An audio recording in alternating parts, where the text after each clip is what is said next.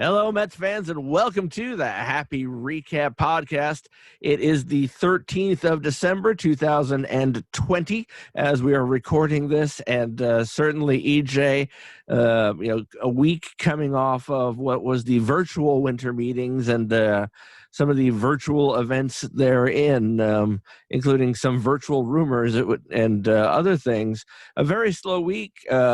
But the Mets make some major moves, and they all managed to do it pretty much in one day. Talk about what seems to be the day it rained good things in Flushing. You know, it's pretty funny that we have been sitting here this entire offseason like, okay, Cohen's here. That's great. Now let's start doing something. And it just seemed like we kept saying, are they going to do something? When are they going to do something?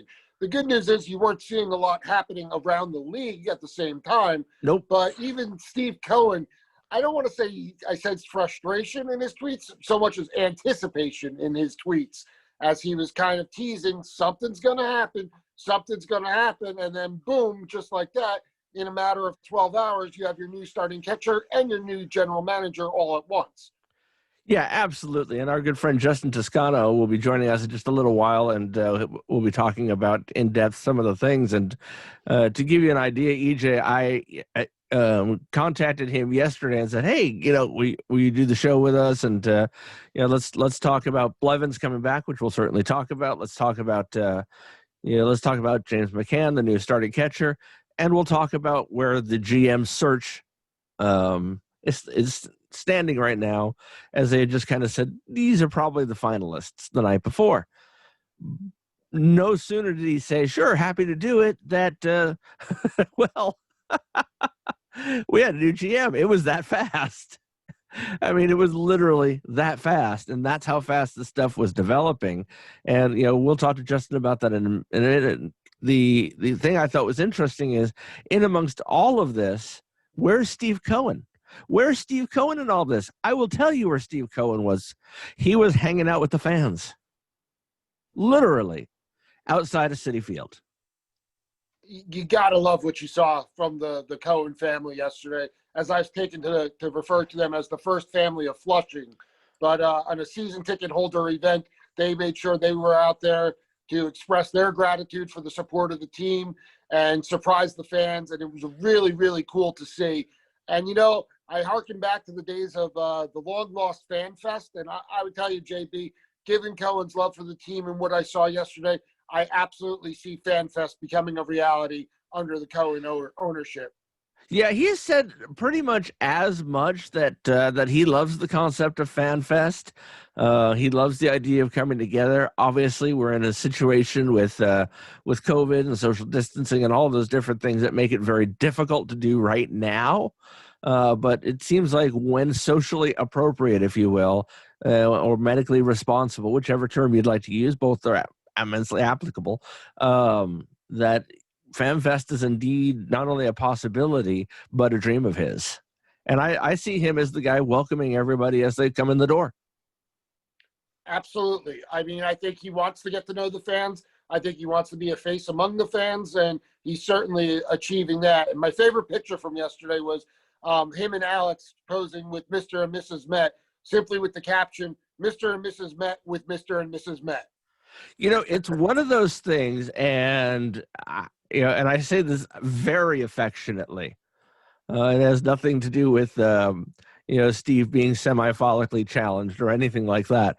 I look at Mr. and Mrs. Met now, and I see Steve and Alex. And that is a high compliment. That is not, I'm not making fun of Steve whatsoever, nor am I making fun of Mr. Met for that matter. But you looked at that picture, I saw the same picture, and immediately I thought, it's almost like 50-something years ago, they were thinking of these two when they designed those characters.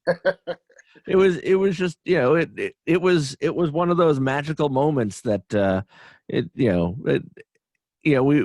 make lighthearted comments, but I mean, the reality of it is after the last, 20 plus years of, Wilpons being the out front open owners. I mean, certainly Nelson Doubleday was, co-owner for many years, but he tended to be more in the background, especially towards the end of his tenure.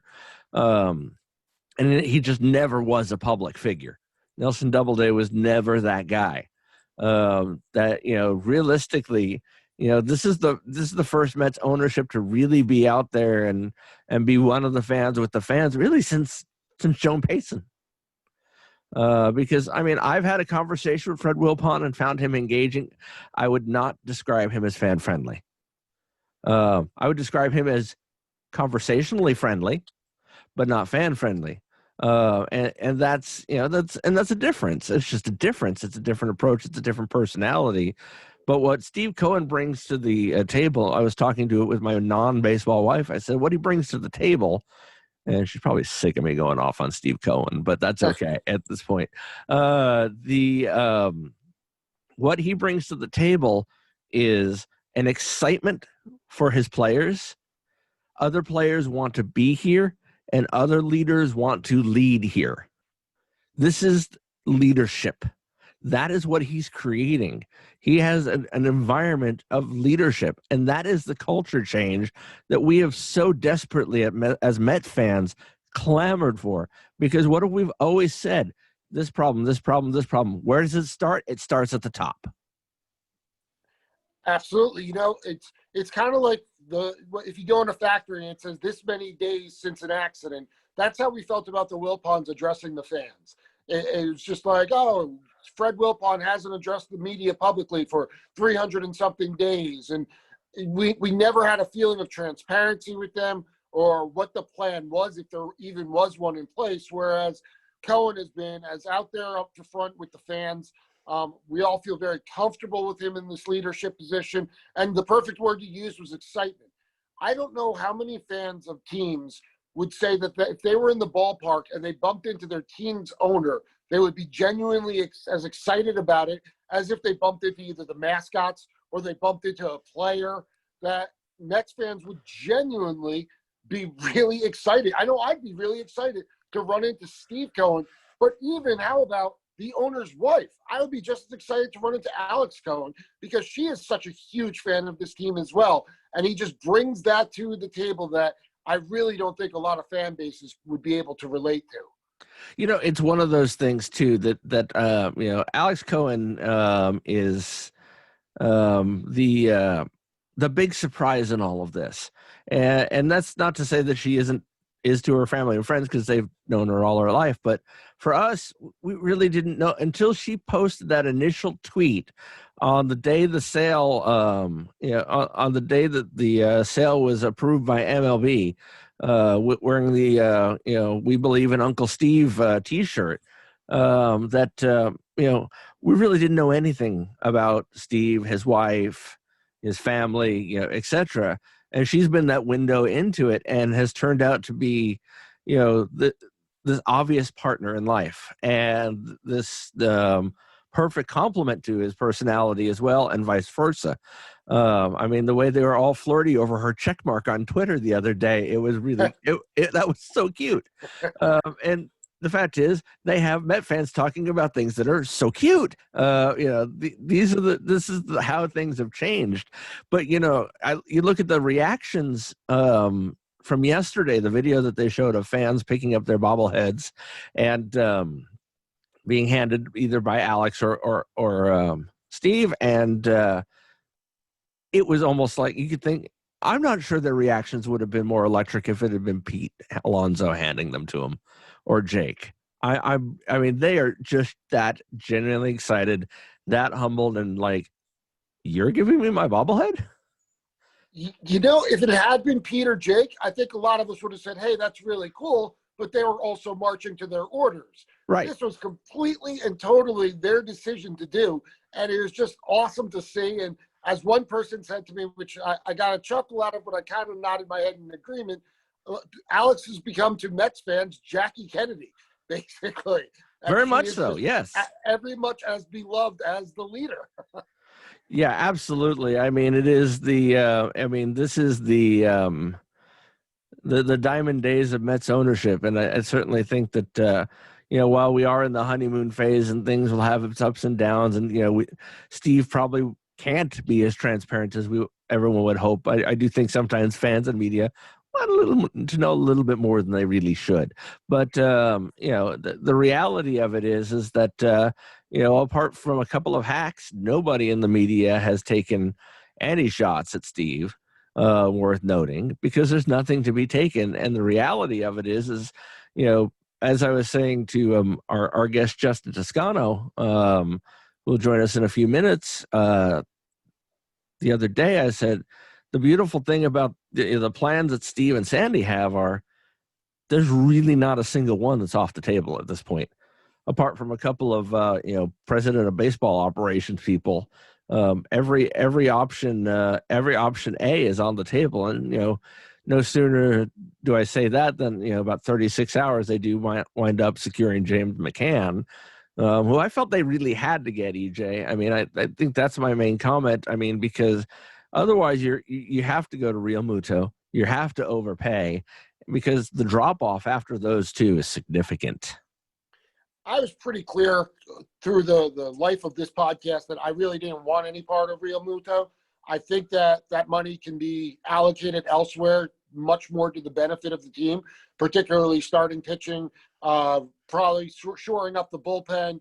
And I just didn't think that at his age and for the contract he was looking for, if that's a good buy. I mean, look around baseball and tell me how many 8+ year deals have turned out to be successful for the team. There's not a whole lot of them. So I really wanted McCann. I think you definitely wanted a strong defensive catcher, somebody who the pitchers like working with, somebody who can really shore up the middle of the defense. And I really, really like what I saw out of McCann last year. The couple times I watched him pitch. And to the credit, I mean, as soon as they signed him, you have a guy like Marcus Stroman going on Twitter and saying, hey, never worked with you, but can't wait to. Everyone says you're a great guy as well as a great catcher. Can't wait to get to know you. So it seems like the pitchers are on board. He's got an existing relationship with Jeff McNeil, which was really cool to see, help him integrate into the clubhouse. And I think he's just a really good fit for this team. Not to mention that offense that everyone's kind of overlooking has pretty solidly improved over the last 2 seasons. It's funny. One of the stories about Jeff McNeil from his childhood is in Little League. He claims to have only ever struck out twice. And the story, as I read it this morning, was that in the second instance, an umpire rang him up on a ball, and that was the third strike. The umpire was James McCann's dad. Yeah, very funny story to read, and I'm sure McNeil walked back to the dugout completely silent after that strikeout. Yeah, because he doesn't chirp at all. Never. Never whatsoever. But it's funny. One of those things that the Mets fan base, we do have a tendency to overblow simple things like a depth signing. But it was hard not to overreact a little bit in the positive the other day when the Mets, on a minor league deal, brought back our old friend Jerry Blevins. Certainly one of the more reliable lefties out of the bullpen the last 10 years or so. And I don't know what the future will be in this time round, but it's nice to see him back in blue and orange. I couldn't agree more. I love that pickup. I always loved Blevins. He's a great clubhouse guy. He's a great social media personality. And I think there's still something in that tank. And I think being back in the Mets uniform is really going to bring that out for him. Reliable lefty, as you said. And I think it could be a role where he serves as a mentor to some of the younger guys. You and I had talked offline. Hopefully maybe some type of lefty-lefty connection with Max. Maybe he can help Steven get his head right, because there is always the possibility that Steven's going to be a bullpen guy this year. And Blevins is a really good mentor for him to kind of look after and see that, hey, just because you're not starting, that doesn't mean you can't have a very lengthy and successful major league career. So I love the move. I hope he makes the team coming out of the spring, because I really like him as a person. I always appreciated him as a reliever. Yeah, I think that, the way I said it to you the other day, I think was I kind of see him to some extent at this stage in his career as a player coach almost, because he brings that depth of knowledge and teachability to the mound. I think he certainly still has value on the mound. I think there's stuff left in the tank, but I do think he has more value off the mound than he does in it, and that's a testament to who he is as a pitcher and who he is as a person. I think that he has he's the type of guy you look at and go, you're gonna be a pitching coach someday. If you're up for it, you're going to be a pitching coach. And to me, this seems like a good place and a good time to get started. Yeah, I definitely agree. I see him in a mentorship role, and I see him someday as being a pitching coach. And to a man, I mean, every guy, when Blevins left the Mets, every player, it seemed like, who was on social media wished him well and said that they would miss him. So this is going to be a very easy transition back into this uniform, and it's definitely going to enforce, hopefully, the bullpen, the improvement that we hope to see. It never hurts to have that journeyman lefty out of the pen. We saw Jesse Orozco pitch to almost 50 and successfully as well. So hopefully we see the same here for Blevins. Yeah, I hope so too. I mean, again, you just would hate to see it go, okay, he got a 10 ERA and they cut him out of spring. I mean, that's the story you don't want to see. But you certainly hope on one level that he makes the team. But on the other hand, it's like, you hope that the bullpen is so stacked that they don't need him and that he'll be okay with a Syracuse assignment to start the season and to be that depth that they so desperately need, because the reality of it is that, that depth is so hard to come by these days. It is. And don't discount the fact that there's an incentive-laden contract that if he is pitching in the bigs, that's a pretty good chunk of money. I think it was either $500,000 or $750,000. That's a decent amount of money to want to pitch for. So I think he'll certainly make every effort that he can to make the big club. And like I said, I think he still has it in the tank to make that a reality. Yeah, I think so too. And that's why it's like, again, it's a minor league deal and an invite to camp, but it's Jerry Blevins, man. Come on. It's just cool. It's just cool.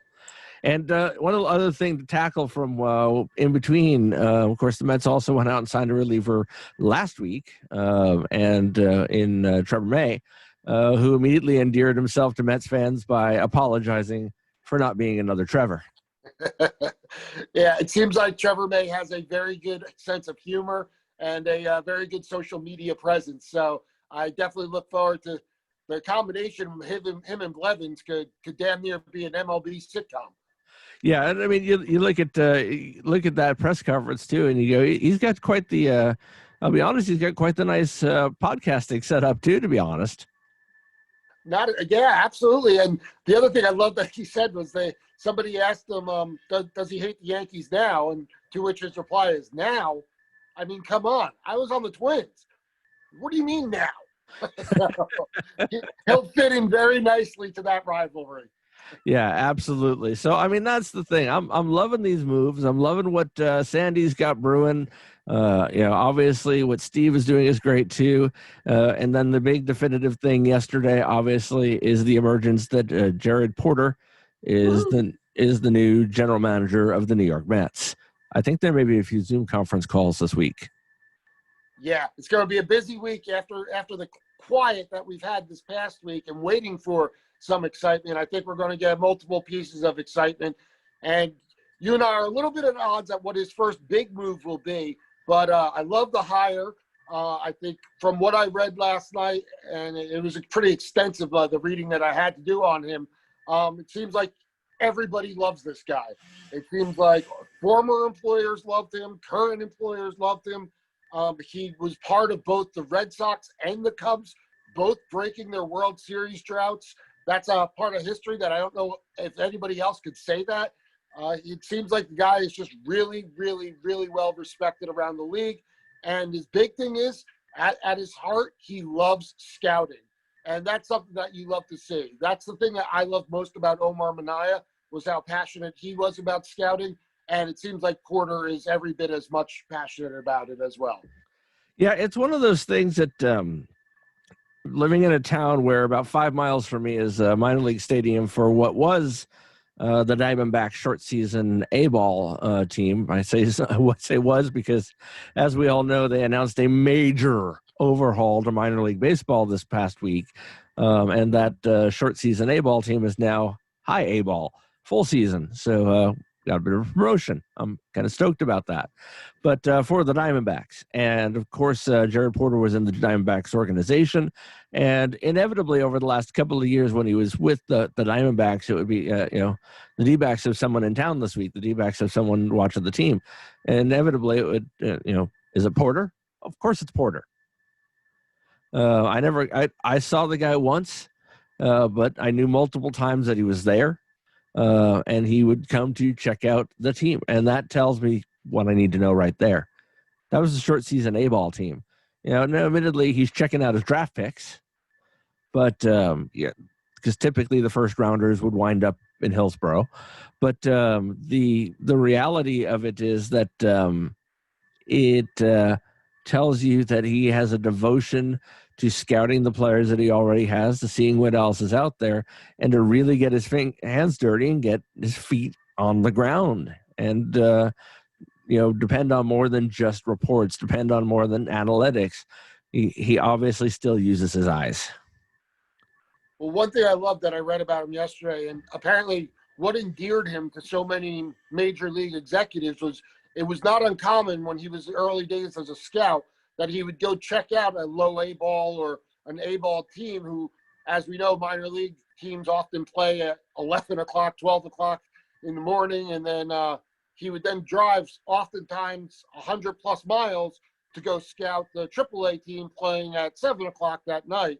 And people said that executives took notice of that type of hustle and of that type of dedication to scouting that really endeared him to some executives and made them peg him pretty early on in his career as a future high-level executive. Yeah, and I think, it's one of those things when you grab an up-and-comer and everybody, okay, there's always going to be someone who doesn't turn out to meet the hype. How many people said around baseball said we got the right guy with Mickey Callaway? Right. This is the guy you wanted to hire. This is the up and coming manager. This is the hot name. Next to Alex Cora, who, wound up with his own baggage. I'll be back in Boston now, but he certainly took the long road to get back there. I'm not being skeptical. I'm not being pessimistic here. I'm just saying that, not all things are as they seem. But usually they are. If you have that long-standing a reputation and you have that many people with good knowledge saying this is a good person and this is the skills that will make them good at the job, then yeah, I think we're going to be fine. I am excited about this hire. I think from everything I can tell from the people I know and the people I've read, people's opinions, that spend a lot of time around the D-backs, Cubs, and Red Sox organizations when he was there. Those are credible sources. So I absolutely think that, especially based on what was available, but just in general, we got the right guy. Totally agree. He's 41. The Cubs wanted him, it sounds like, pretty badly. He gets to come here as a highly touted up-and-comer. And let's not discount the fact that he's going to have Sandy Alderson as a mentor for the initial part of his general manager career, depending on how long Sandy decides to ride this out. I think you couldn't have a better scenario where you get a guy like Sandy Alderson to kind of show you the ropes of being a first-time GM, that you could be looking at a guy who could be here for a very, very long time if all works out. Yeah, absolutely. And I'm okay with that. It's one of those things that I am okay with somebody who wants to make a future here. Absolutely. I prefer not having musical chairs when it comes to our executives. And what's funny is you're talking about not knowing if we had the right guy, or us all often touting that we have the right guy. But I think Louis is really the question mark right now as to whether or not he is the right guy. But I think with these management moves that have been made behind him, they're going to be able to produce a team and a roster that Louis will have every single chance to make this team a success. So that's what I really wanted when you're talking about a first-time guy. You want him to have the opportunity to succeed. I don't know that Mickey ever actually fully had that, but I definitely think Louis will. Yeah, I tend to think you're right. I definitely think you're right about that. And it's certainly one of those things where I don't want to see that musical chair thing either. I think about the ironic thing is I think about the Mets and the bench coach, and obviously, as we're recording this show, the reason in part for our delay with Justin joining us is the fact that the Mets have in fact appointed a new bench coach, and that's caused another news cycle to begin. Dave Joust, who's the bench coach back in 2010 under Jerry Manuel, is the new bench coach of the New York Mets, and he will be, I believe, the sixth in 6 years. Speaking of musical chairs. Exactly, and in looking at Dave Joust, he's certainly more than qualified, but he's 63, and you go, okay, how many years are we going to get out of him? Right. At the same time, as you and I talked a little bit prior to the show, I am glad that this could end the potential Carlos Beltran as bench coach rumors that were swirling around a few weeks ago. I thought that would have been a terrible idea. Basically, you have Louis' executioner sitting on the bench right next to him every day. I thought that would have been a terrible idea. Instead, you went out and you supplied Louis with a career guy who definitely, like you said, has the qualifications to do it, but I'm not necessarily sure has the intention of one day being a major league manager himself. He might just be one of those career coaches. Nothing wrong with that. Nope. But I definitely think that that'll give confidence to Rojas moving forward. Yeah, absolutely. I mean, I think that when the Mets went and got a experienced bench coach to sit next to Mickey, then proceeded to bring in the world's most famous interim manager, Jim Riggleman. Right. I don't think that confidence was so much instilled, but I think having Dave Joust there, I don't think you're going to have that same problem. Yeah, I see this as a good fit. I see him gelling well. I see him definitely coming in and being just exactly what your bench coach is supposed to be, and that's a support of the manager. And that's kind of how I see this move for the Mets.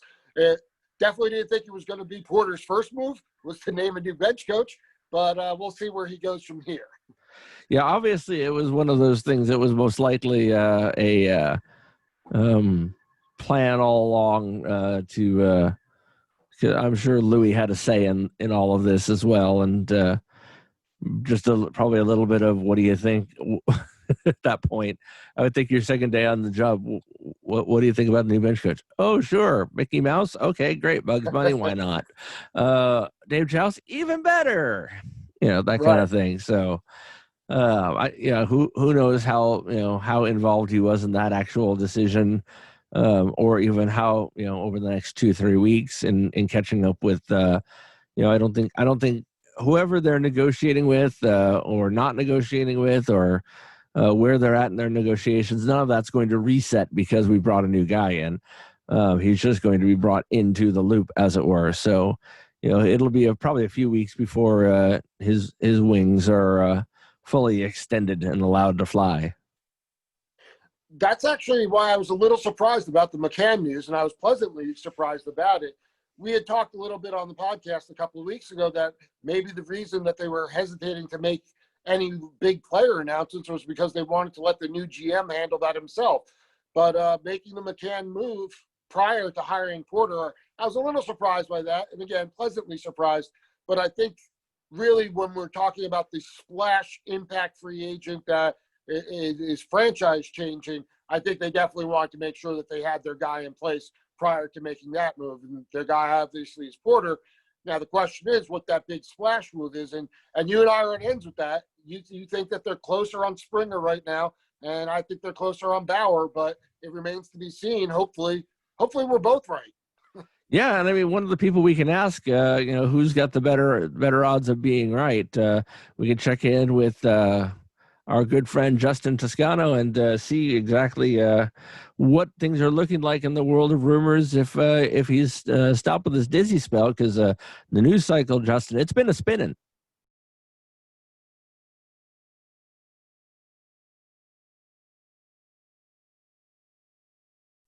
Joining us now is our good friend Justin Toscano. It's always great to have you with us, Justin. And let me ask you first of all, when the virtual winter meetings were over, were you virtually exhausted? I was not virtually exhausted actually, because really all we had to chase was a lot of the McCann stuff, and it looked like the Mets were that was kind of an easy one because it looked like the Mets were pretty well positioned to get him. Obviously, I know the Angels are reportedly in it, but just with the demand of the Mets needing a catcher, you knew that they were going to pretty much have to come through there because the options dropped off. I wasn't exhausted, and I thought I was in the clear until this weekend was probably the busiest offseason weekend I think I can remember. So now I'm kind of exhausted, but we'll catch up. Talk a little bit about how the weekend began a little bit in earnest. Friday night, normally the minor league signings are no big deal, but when it reunites the Mets with an old friend like Jerry Blevins, it tends to light up the smiles on fans' faces. Right. Yeah. I mean, that's a fan favorite. That look. He even tweeted it himself that he's very active on Twitter, which I know endears him to fans. But he even tweeted that he couldn't really exaggerate how grateful he was, about being a Met again, and the fan base just loves him. I mean, that's a guy who had pitched well for them and really kind of gave his heart and soul for the organization, as cliche as it sounds. So a fan favorite is back and on a minor league deal at that. So at worst, I mean, he's going to be high level quality depth, and at best, he could contribute there in their major league bullpen as a lefty. And I mean, being a lefty, they're going to need other lefties, quality lefties in that bullpen, whether it be Brad Hand, Justin Wilson, somebody else. But I mean, I do like, going on to from the Rule 5 draft, that you could tell that the Mets, even in the introductory press conference, Sandy wasn't shy about saying we're very thin at the upper minor league levels. And so this is another one of those moves that gives you some coverage there if he doesn't make the, major league roster, and you still keep him, so it's quality caliber depth at the very least. It's funny. I think us Mets fans, we were, I don't want to say impatient, but we were anxious for some moves to be made. I guess Right. we all felt that we wanted the GM in place and then hopefully something would happen. So when I heard the Blevins news, I kind of smiled to myself and said, all right, well, they can't give us the big splash move, but they can give us kind of like a goodwill move right now to the fans. And that's what it felt like, having no idea what the next 36 hours would entail. Right.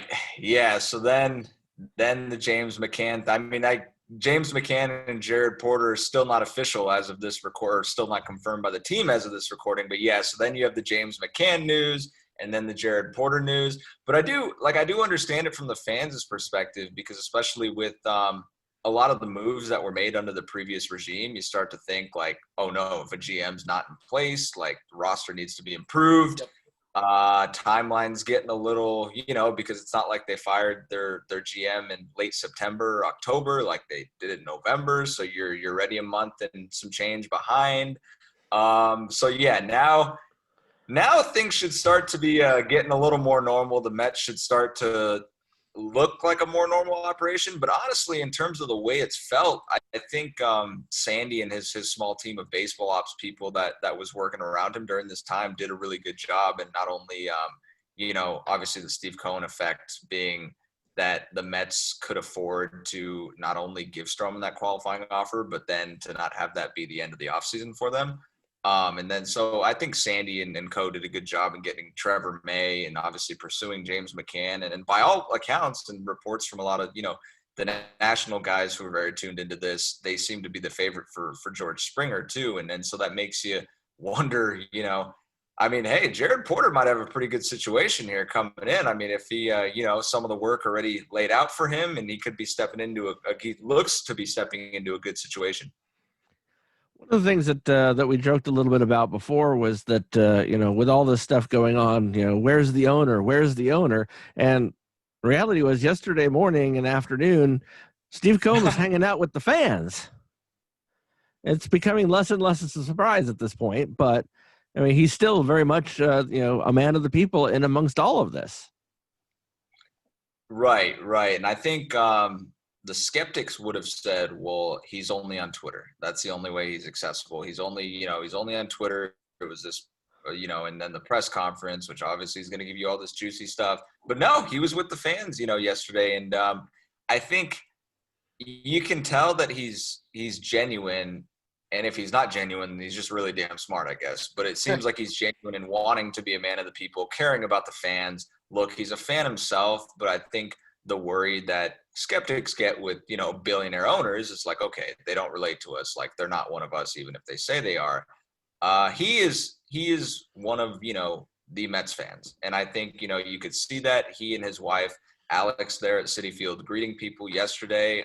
You saw that cool picture that his wife took, that Alex took of Steve Cohen on the mound, looking up. And I think it's certainly very good, and it was always very good that, for Mets fans, that he took over the team. And even more so once we all, saw that video that was circulating on Twitter from Sportico about A-Rod's pitch to the team. So you look at those two hand in hand, Steve Cohen greeting fans on a Saturday versus A-Rod a couple days before saying that his pitch was that, owning the Mets was very little about baseball. Then that makes you realize how much of a savior Steve Cohen could be for that fan base.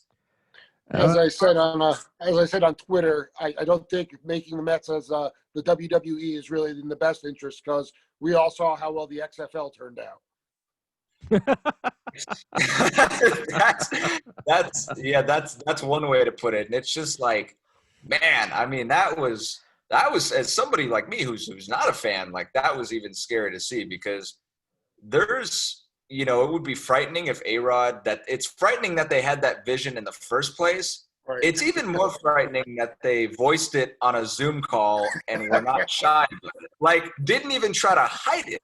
And I don't know, man. I mean, instead of saying, hey, Mets fans, this is why, you should be sad that I'm not the owner, instead, A-Rod was like, this is why you should love Steve Cohen even more than you already do.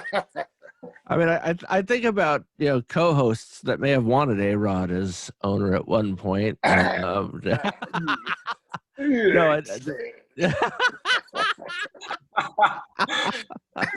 out the receipts. But yeah, I'm willing to forget that for a small fee. But I was just the same thing for me. It was the boldness and the clearness of the way he worded it. It almost felt like it was out of a presentation. Like he'd actually had the gall to present this idea in this exact context at some point in this process to probably somebody pretty high up in baseball.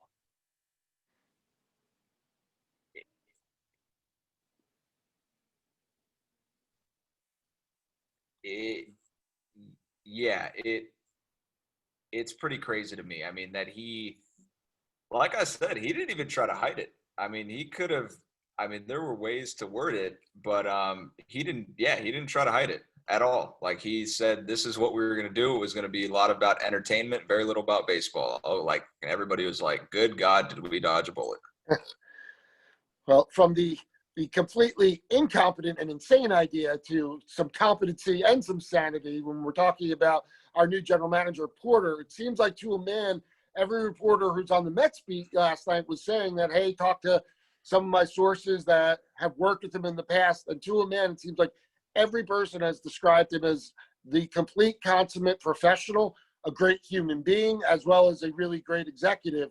I'm guessing, have you had any type of interactions with anyone who's worked with him in the past and expressed similar?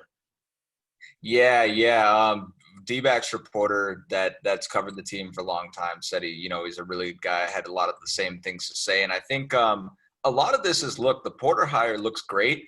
It looks even better when you consider that 2 years ago, the Mets went outside of the box, with Brodie Van Wagenen, a former player agent, which, to Brodie's credit, could have turned out a tad differently had he been under different ownership, whatever you want to say.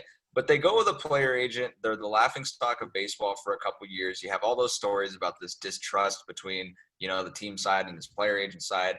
So now the Mets, make it very clear at that introductory press conference, Steve Cohen and Sandy Alderson, that, hey, we want the best baseball person. And at the time, they were talking about the president of baseball operations. But once they pivoted to the GM, you could see that their focus was still the same, because Jared Porter, this is a guy who's worked in baseball since 2004. He's worked for the Red Sox, under Theo Epstein, and then for the Cubs under Theo again, and then worked for the D-backs. And the latter part of that time, the last 4 years, has been an assistant GM working in all facets of the organization under Mike Hazen in Arizona there. So this is a guy that, if you were going to draw up your ideal GM candidate, I mean, he checks all the boxes. He's got a deep scouting background, is really where he started after he was an intern with the Red Sox. And then to get a lot of the more, assistant GM tasks as he rose kind of through the levels and worked in Arizona, I think it's a very good hire. And I heard a lot of those same things from, the person I talked to that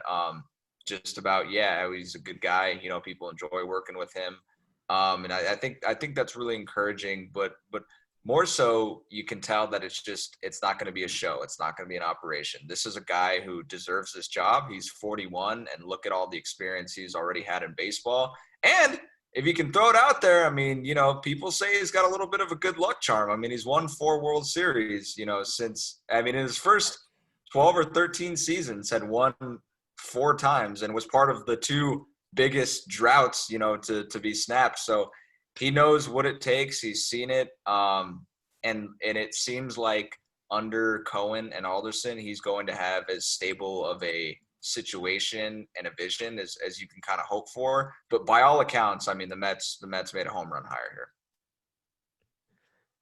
When you look at the hire of Porter, and you look at what the Mets still have to do to complete a front office and whatnot, obviously tantamount is that you still have to put together a team for 2021. Right. What do you see as especially the next 2 to 3 weeks looking like before we hit the holiday season, when everything's seemingly shuts down for a little while there? Do you see this new crew getting anything done? Do you see the temporary crew wrapping up some tasks? I mean, can we expect another signing, do you think? I think you can. I don't think that's out of the realm of possibility, especially because I think if I were to predict by using my best guess, I don't know exactly how they're going to do it, but I would say obviously Jared Porter knows a lot of people in baseball. His Rolodex is probably pretty deep at this point. He has an idea of who he might need around him, and he probably has an idea of some names he would consider. You can worry about that, going now through Christmas, through the new year. But I think right now what they've got to focus on is those Springer and Bauer pursuits and what they want to do with those. I think you can expect another signing, whether it be, Springer or somebody else, just by virtue of us hearing, all for a couple of weeks that Springer's been, a favorite for the Mets, and he's liked the Mets and seemingly favored to land there. I think he's one of the ones, his market might develop a little quicker than Bauer's, just because there's he's the best free agent, outfielder by far this year. So I mean, he's not going to have that same type of slow market like some of the pitchers, for example. And so and especially somebody like Bauer, who's going to command huge money, even more than Springer. So I think that one wouldn't be out of the realm of possibility before Christmas, honestly. But in terms of getting the entire band around Jared Porter, I would say probably the new year for that. I would say, and I would say that's probably smartest. I think most of his attention, like I said, he'll obviously be thinking about these hires, thinking about these moves, what he wants to do, putting together, staff around him. But I think the Mets are in solid position. They've got a good start to their offseason. And I think a lot of that attention should be on the pursuit of Springer, because once you get him and, the pursuit of kind of rotation help, because I think those are most paramount right now, because as you mentioned, you've still got to play a season in 2021, and the McCann signing, while good, it's dependent on your success with Springer, Bauer, other free agents that signing McCann for cheaper than Real Muto, was going to allow you to get. So I think that's where their focus should be. I feel like shoring up Springer now as well is a great selling point to a Bauer. You say, hey, look what we've done now with McCann and then Springer with our up-the-middle defense. That's definitely got to be enticing to a guy like Bauer. Right, exactly. And he went on his little, he had a little YouTube video that he does, and then named Mets fans, his second favorite fan base so far, after the Angels. Now, your Springer point is a good one, because leverage-wise, I mean, the Angels, that's a team that they have Mike Trout under contract, a large contract, obviously, as he deserves. They just signed Anthony Rendon last offseason. massive contract. This is a team that needs starting pitching, desperately needs frontline starting pitching. And so they're going to be, you would think, going to be bidding up there. They're going to be paying a lot, for somebody like Trevor Bauer. And so for the Mets to get Springer in, they need every advantage they can get. And by all accounts, I think the ownership situation in Queens is a lot better than a lot of the things you hear coming out of Orange County there with Artie Moreno and what's happened in that organization. And so any extra, like you said, kind of like a little bit of a sweetener, like, hey, here's George Springer. Like, we're actually putting together a team that, we want to contend. Like Bauer, he's been good in this league. He's been to a World Series. Didn't win it. He's won a Cy Young, but he hasn't won that World Series yet. So being able to put somewhat of a tangible product in front of him, I think that's the natural logic to this is, okay, the Mets went after Springer, and you could tell by, a lot of the reports coming out that they were very interested pretty early. And so by doing that, I don't think anybody thought Bauer was going to sign very quickly. So by getting Springer first, I think, I think that's a good selling point for Bauer. My only question with him is, I always thought he was, and I think I even said it last time I spoke to you guys, is like, he's probably the most important free agent for the Mets because they need starting pitching. And I think in this day and age, if you can build a dominant rotation, especially with the core that they have offensively, like that's your best shot to a title. I just don't know. So the money might be too much for what I would value Bauer at. Speaking of starting pitching, and this more applies to the Angels, I suppose, than the Mets, but down south just a little bit in the city of so-called brotherly love, we've got some changes down there with Mr. Dombrowski coming in, and supposedly our old friend Zach Wheeler being on the block. That would be something. I saw that. I think Only was the first one to report that. Buster Only, it's been less than a week. It feels like all that's been crammed into like 2 weeks. But yeah, that would be something, because I think if you're the Mets, if the Phillies are actually poor, like they're crying poor, and if they actually wanted salary relief on that, I think the Mets could get away trading for him, but not trading away a lot in terms of like, okay, not trading away too many prospects or an extra core piece here, whatever it may be. But then again, like the Dombrowski hire seems to contradict everything the Phillies have been crying all offseason, because that's kind of a win now guy, a win now move, a guy who's been known to kind of torch the farm systems in favor of winning a ring, which, flags fly forever. So, but I don't know what they're going to do. The Phillies vehemently denied that report, by the way.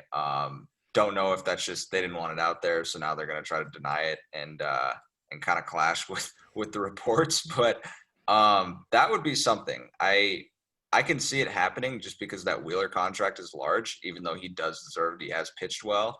But Dombrowski said, I think in his introductory presser, that they've got a team there that's kind of ready to win, that's got some good pieces, and he doesn't want to strip it down. He doesn't view it as a rebuild. He views it more as retooling. That said, Philly has been an absolute mess, and there's no way that the Mets should finish, right now should finish below them.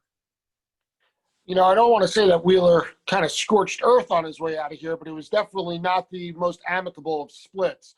So I would be a little surprised to see this reunion. I think the fact that you're under new management and new ownership would definitely heal the wounds a little quicker, but this definitely wasn't the best split when they went their separate ways. No, but I think the new management would play a lot more weight in this situation, just because I think most of the beef, if you want to call it that, went, with Wheeler's side and then the Mets' side. Now all those guys are out. Brody's out, Allard Baird not there, like all his executives are out. And so really, I think Wheeler, he wanted to stay. He loved playing in New York. He loved the fans. And I think I would be more surprised. I think he'd be fine coming back, but I would be more surprised just because I don't think Sandy and them are very inclined to trade away whether it be valuable prospect value or core pieces. So it would have to be something where the Mets were getting a great deal because of salary relief or something, other words like that.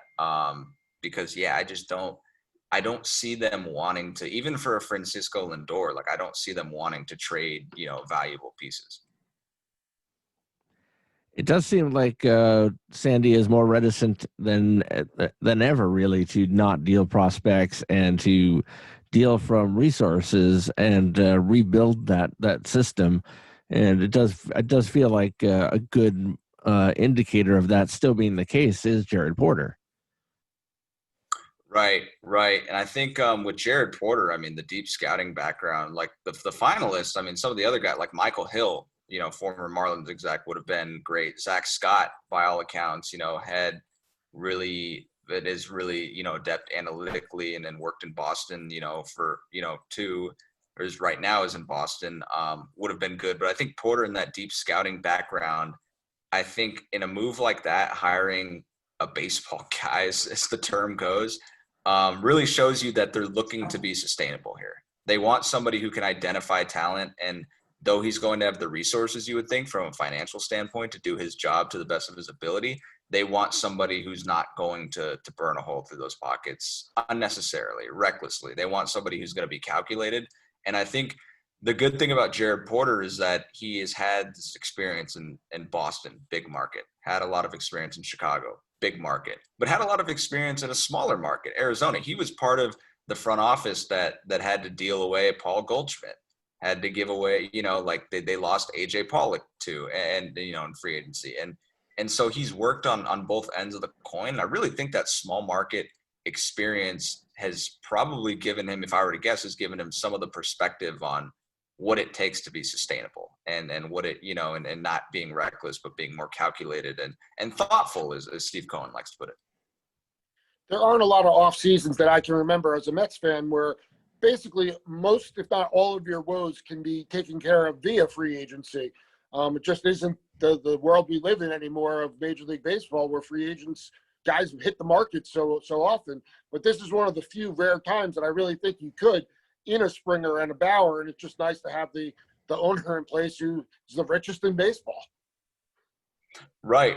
I think if they get, I mean, especially the Springer and a Bauer, that would be great, because coming into the offseason, even though George Springer was going to be a free agent, I really didn't think center field was one of their, top needs. I was like, okay, if you can fill it, fine. That's when we didn't know that Cohen was going to be immediately taken over, it still was kind of at the goal line. But now if you think, okay, Marcus Stroman, and then they've even shored up the bullpen a little bit, and there's probably more to come there.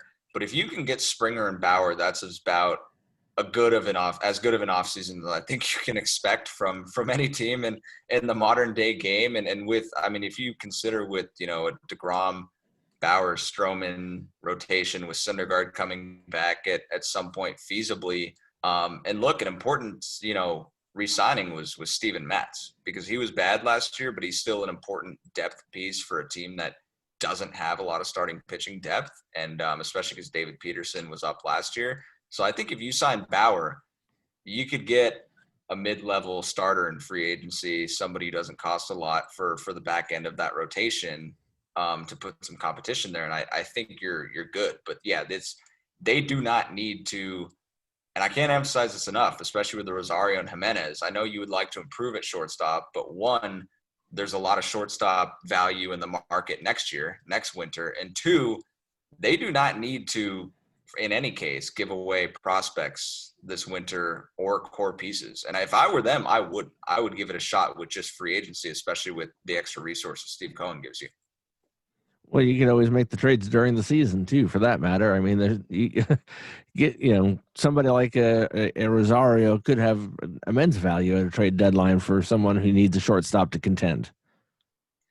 That's a good point, especially because with what we've seen, not in the past year, but year and a half, I just do not. A lot of teams, if you were to trade with them right now, if the Mets were to trade with them right now, a lot of teams would want Jimenez. I mean, I think they would take Rosario in some packages, but a lot of teams would want Jimenez as one of those centerpieces, and I believe.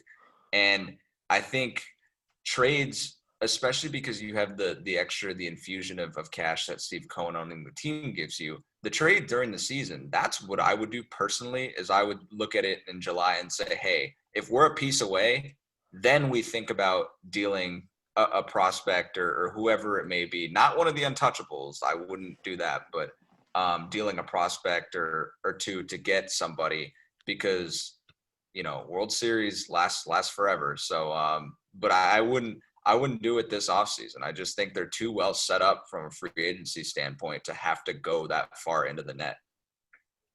We were joking about it a little bit before we came on air. So you got a bit of a Zoom heavy week ahead of you, I would assume. Oh yeah, we're gonna be using the Zoom minutes this week for sure. Yeah, that. Oh God. So I know Sandy's gonna speak. I've heard the latest will be like Tuesday. So either Monday, you know, tomorrow, or Tuesday, Sandy's gonna speak. We've got Luis Rojas at some point, you know, this week on Wednesday. Yeah, Wednesday. And then you assume Jared Porter, and then and then like James McCann. So that's a pretty big signing. So this might be. I mean, Zoom, man, if they're looking for free advertising, I mean, this week might be it. Well, always appreciate you joining us, Justin. Really do. Is your insights and everything, and the articles that you've written, especially over the last couple of days, they have kept you busy. They very clearly kept you busy, and we should let you go so that you can have 5 or 10 minutes before the Mets decide to do something else and ruin the rest of your Sunday. So. Oh man, oh God, yeah, so much for a lazy Sunday. But thanks for having me on. It's always fun to be on. I appreciate you guys inviting me on again. Love having you, buddy. It'll be later today if they sign Springer. I'll warn you now. I'm just kidding. Oh, don't go there. Don't go there. Let's just give us some time for our sake. For our sake, just let it be after Christmas, right? Give us. There you go. All right. Well, thanks, guys. Thank you. Justin Toscano joining us. And it is always great to talk to Justin Toscano, man. I appreciate the fact that he was able to jump in on such short notice and bring us an update on what has been a crazy 36, almost 48 hours in Metsland in December. Yeah, you know, I often say I don't envy the life of a beat writer. It's on the road for a lot of time and away from family, and then all of a sudden you go from doldrums where you're seemingly scratching for a story anywhere you can get it to, oh man, I have to bang out 4 breaking pieces of news within 36 hours. Yeah, I mean, this is normally a big week for reporters. I mean, because obviously the winter meetings are, what, about an 18-hour day for them probably. But, yeah, just to have that, on a weekend in December, you got to appreciate that. And he's doing a great job covering things out there and getting the information to us, the fans, in a really good, timely manner too. So, I mean, couldn't appreciate Justin joining us more, and certainly make sure you check him out both online and in print. Yeah, absolutely. He's been an invaluable resource to the podcast. And this has definitely got to be an exciting time for him being on the beat as all these changes are coming down for the Mets. And it's seemingly going to be a very fun season to be covering this team. Absolutely. And, as we get closer and closer to Christmas and the break that comes afterwards, before we wrap things up, I want to get your take, over under, if you will, a little betting with no stakes. How many more signings or deals or any type of any significance between now and the holidays? I would probably say I'm saying 2 significant pickups. So that's not talking about your spring training invite guys. That's not talking about shoring up the bullpen a little, unless you go out there and get like some major closer, which I don't see them doing. But I do absolutely think Bauer's going to be here. I think he'll be here by Christmas. I think it's going to be Porter's first move. And then the second move, I know you like Springer. I like Springer too. I have said I don't know if he is the $15 to $17 million upgrade over Nimmo that many people seem to feel he is. I hope I'm wrong about that. But I can see that he could be a possible move. If not, a trade with Cleveland for Lindor, I think, is also a possibility. But I think overall, there's going to be 2 more big ticket items under the tree for us on Christmas. Yeah, I tend to agree, and it should be interesting to see. We've got some great shows planned for the holiday season. We're working on those right now, including one with our good friend Jared Diamond, who wrote a book during the season. That'll be a great interview. We haven't gotten a chance to talk to him since we've rebooted, so to speak. So it'll be nice to check in and see how things are going. And it's a fascinating book that he's written. So we'll definitely talk at great length about that, and certainly, as we've learned, we'll certainly check in more with the news as it happens. Until next time, let's go Mets.